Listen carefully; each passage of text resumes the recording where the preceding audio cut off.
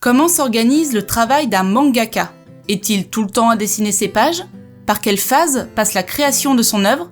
Il y a quelques semaines, on avait eu la chance de rencontrer une jeune mangaka qui a signé chez Ankama. Stéphanie Le Chevalier nous avait raconté son parcours et parlé de son manga à paraître, Ashes. On en avait profité pour lui demander comment elle travaille, quel est son rythme. C'est ce qu'elle va vous raconter dans cette vidéo.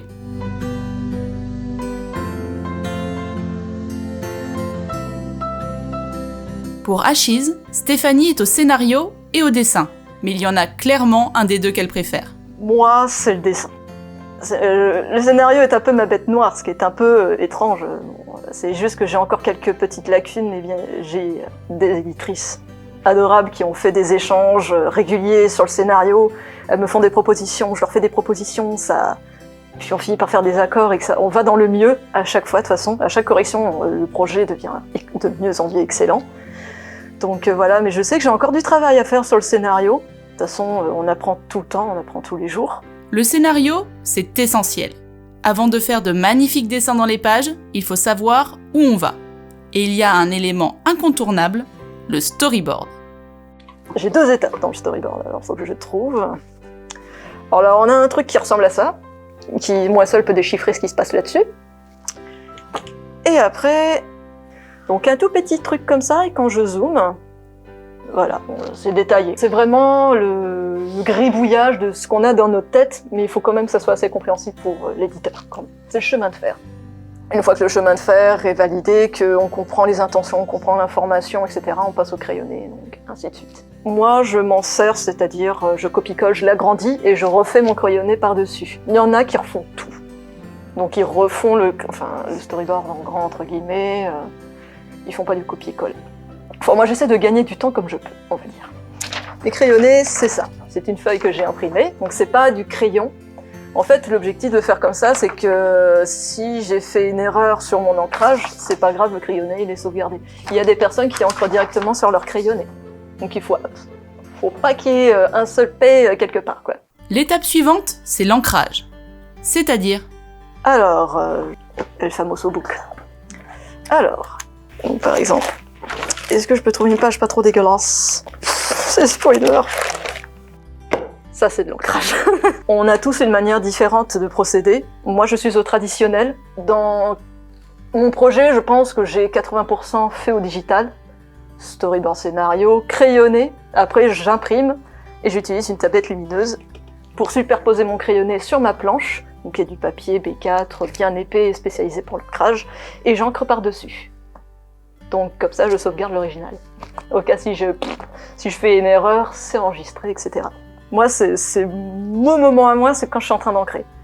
Voilà, où on voit la page qui est en train de prendre forme, que ça devient vraiment définitif. Pour cette étape, Stéphanie utilise 2 éléments indispensables à tout mangaka. Comme la majorité des mangaka, que ce soit français ou japonais, on utilise tous ce matériel. Donc une G-Pen, donc une plume intermédiaire qui est capable de faire des traits assez variés, fins, épais, etc. Et de l'encre de Chine lambda. C'est plus ceci sur lequel on se focus le plus. Donc c'est vraiment une plume faite pour travailler l'épaisseur de traits, les pleins et les déliés, etc. Aujourd'hui, Stéphanie travaille sur le premier tome de sa série. Mais sur quelle étape exactement ?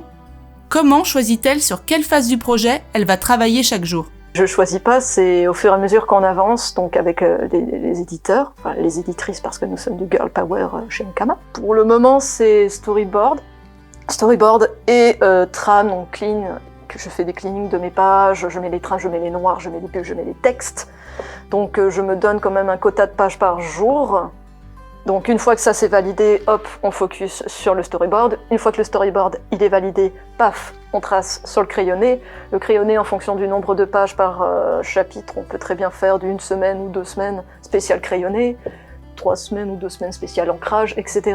En fait, c'est vraiment étape par étape. On peut pas faire, par exemple, 3 storyboards, je vais faire une page de crayonné, après je vais faire une page d'ancrage. Non, vaut mieux faire bloc par bloc.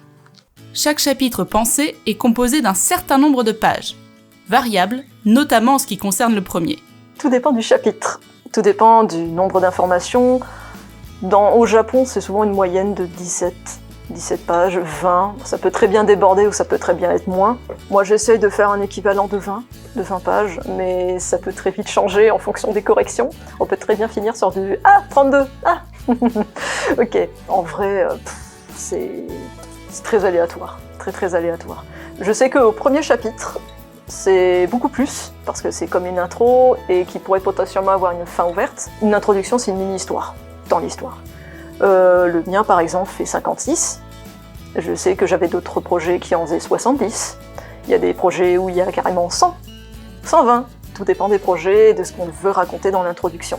Mais le chapitre 1, c'est un monstre. C'est un bon bébé, quoi. De quoi avoir des journées bien remplies. Stéphanie commence son travail généralement vers 9h. Elle s'installe dans un bureau à l'EIMA, l'école dont elle est diplômée. Une pause d'à peu près 1 heure, vers 12h30, 13h. Avant de finir, c'est l'objectif qu'elle se donne, à 19h. Mais parfois, plus tard. Quand je suis vraiment dans le rush et que je suis vraiment à fond dedans, des fois je déborde jusqu'à 20h. Ou 21h. Mais quand je dis 21h, je me fouette dans ma tête en mode « C'est pas bien ! Tu débordes un peu !» Mais si la motivation ou la nécessité d'avancer est là, le travail peut s'inviter aussi à la maison. J'arrive quand même à créer des coupures. Pas des énormes, genre je finis mon tout à 20h et je me couche à 22h, quoi. J'ai un rythme de maison de retraite. J'ai grandi comme ça, un rythme de maison de retraite, on mange à 19h, couché à 22h, debout 7h, et on va travailler. Après, moi, je travaille depuis mes 17 ans, donc j'ai instinctivement ce rythme-là. Pour moi, une grasse matinée, c'est maximum 8h, jusqu'à 8h. Un rythme intense pour donner vie à une série de 5 tomes, dont le premier doit paraître mi-2024.